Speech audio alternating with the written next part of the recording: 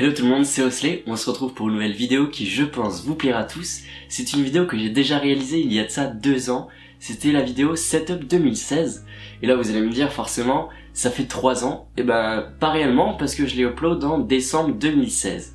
Et du coup ça fait un peu plus de 2 ans que je l'ai upload, mais ça fait pas totalement 3 ans, ça fait quoi, 1 an et 2 mois. Et du coup, je me suis dit que ce serait pas mal de recommencer, d'en refaire une nouvelle, vu qu'il y a eu pas mal de changements dans mon setup en tout cas. Je pense que ça a pu se voir via les vidéos unboxing. Et c'est pour ça que je fais cette vidéo Setup 2019, parce que il y a eu énormément de changements depuis 2 ans. Presque la totalité de mon setup a changé, mis à part mon casque, mon micro, ma chaise, bon, voilà, rien d'exceptionnel.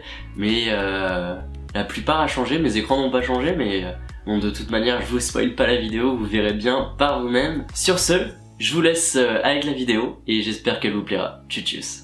Hello tout le monde, c'est Osley. On se retrouve donc pour la vidéo Setup 2019. Sur cette vidéo, je ne ferai pas une explication complète de chaque produit, j'expliquerai brièvement leurs caractéristiques et dans la description de cette vidéo, il y aura le lien de chaque unboxing que j'ai pu réaliser des produits en question. On commence tout de suite par mes écrans, j'en ai 2 de la marque Iyama, ils font tous deux 24 pouces, l'un est un ProLight G24 88HS et l'autre est un G-Master GE24 88HS. Ils ont tous deux une fréquence de 75 Hz pour un prix d'environ 120 à 150 euros. Ils étaient auparavant posés sur leur pied d'origine, mais lorsque j'ai acheté mon nouveau tapis de souris, il m'a fallu plus d'espace, alors j'ai investi dans un pied pouvant supporter mes 2 écrans et pouvoir les placer comme je le sentais. Il est de la marque Ricoh et il coûte 40 euros.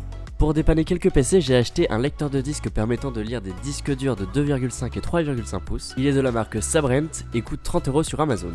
Pour mon casque, c'est toujours le même qu'il y a 2 ans, comme quoi Sennheiser vend du matériel de qualité. Je n'en suis pas du tout déçu. Pour ceux qui n'ont pas vu ma vidéo sur le casque, je vous invite à aller en description pour en connaître plus. C'est vrai qu'il a du vécu depuis le temps, il commence à se détériorer un peu au niveau des coussins, mais il fonctionne toujours aussi bien. Bon, détaillons un petit peu les caractéristiques de ce HD 4.30 de chez Sennheiser. Déjà en termes de confort, il n'y a rien à dire, il ne se ressent pas sur la tête.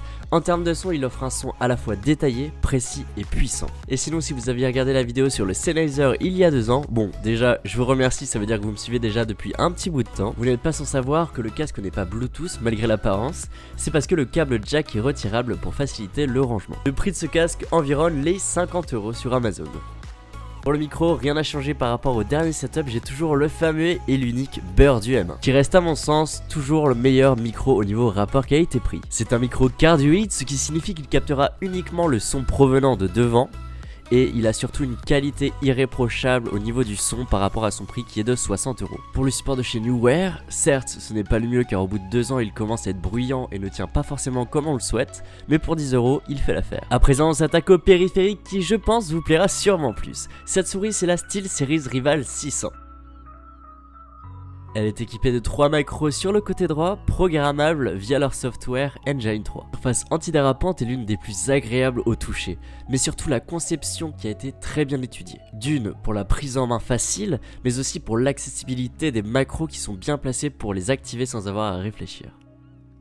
Contrairement aux apparences, la SteelSeries Rival 600 n'est pas une souris sans fil. Il aurait fallu choisir la 650 qui a exactement le même design, sauf qu'elle est wireless. Mais SteelSeries a quand même eu la gentillesse de nous permettre de retirer le câble pour faciliter le rangement, mais aussi cela nous permet de modifier le câble si celui-ci est endommagé. Son prix est de 75 euros sur Amazon.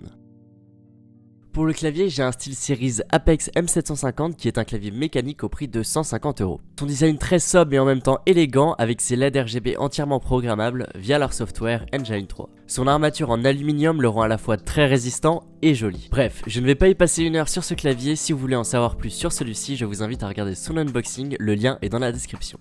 Il ne reste plus que mon tapis de souris et c'est à nouveau chez SteelSeries que je me suis tourné. Le Quick Prism est un tapis de souris RGB qui fait 90 cm de long et 30 cm de large. D'ailleurs, la vidéo à son sujet vous a plutôt plu, on a atteint les 1500 vues au jour où je tourne cette vidéo. Il est au prix de 70 euros sur Amazon, certes c'est un budget mais je n'avais pas envie de me tourner vers d'autres marques pour ce setup. Faisons un tour rapide sur l'équipement que j'ai pour tourner mes vidéos. Alors pour récupérer le son lorsque je réalise des facecam, à titre d'exemple le début de cette vidéo, j'utilise le VideoMic Rycote qui est un micro de chez Rode. J'ai déjà pu le présenter lors d'une vidéo unboxing, les liens dans la description comme toutes les autres vidéos.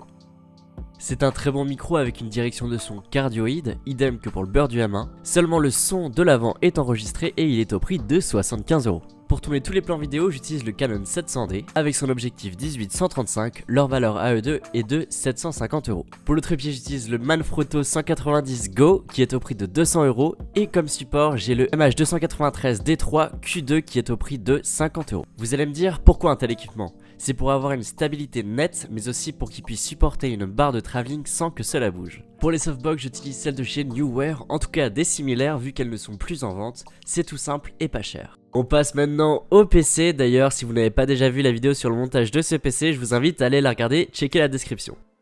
On commence tout de suite par le boîtier, il est de la marque NZXT et c'est le H500i. Ça a été clairement mon coup de cœur, il faut savoir que c'est pas le meilleur en termes de circulation d'air, mais en termes d'élégance, j'ai craqué. On rentre au cœur du PC avec son processeur, c'est le Ryzen 2700X cadencé à 3.7 GHz avec 8 cœurs et 16 threads. Pour le refroidissement, c'est le water cooling NZXT Kraken X62, toujours dans l'élégance et la qualité, NZXT ne m'a pas déçu sur ces deux points. Pour la RAM, j'ai deux barrettes de 8Go, ce qui fait 16 au total. Elles sont de la marque G-Skill. C'est des Trident Z en DDR4 cadencé à 3200 MHz.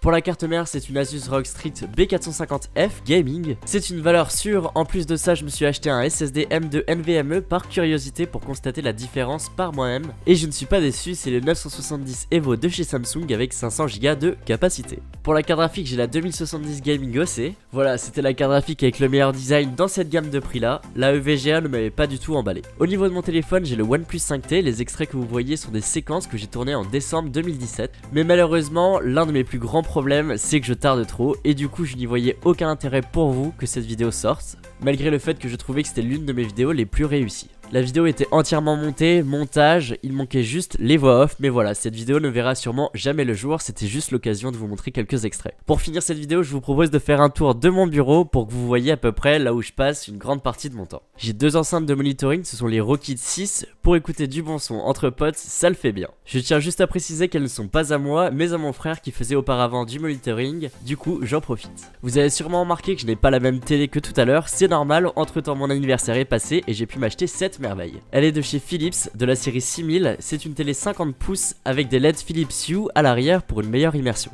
Elle est 4K ou alors pour les puristes, elle est Ultra HD. Avec ceci, j'ai un Chromecast 4K branché dessus pour pouvoir regarder ce que je souhaite car la télé a beau être connectée, elle n'est pas Android TV, ce qui est quand même un point assez négatif.